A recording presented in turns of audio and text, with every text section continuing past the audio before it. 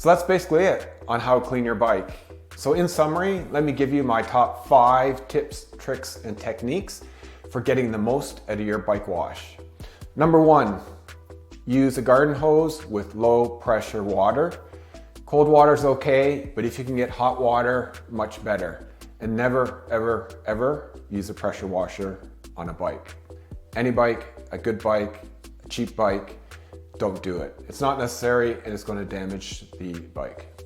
Number 2, wear insulated rubber gloves. They'll keep you warm, dry, and if you happen to catch your hand on a chainring, cassette, rotor, or any other sharp object, it provides a bit of protection as well.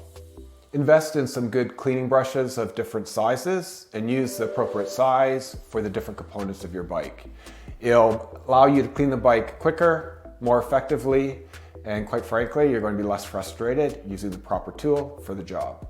Number 4, protect your brake pads and rotors from overspray contamination, particularly from lubes and polishes, which are particularly bad. And even some soaps can contaminate the pads and make them squeal and perform poorly. Number 5, finish off the job well by providing some type of protective polish. I've talked a lot about what's available in the market today. I've talked about what I use. Use what you like, but it doesn't take much time and it'll make your bike look better and it'll actually extend the time required between washings.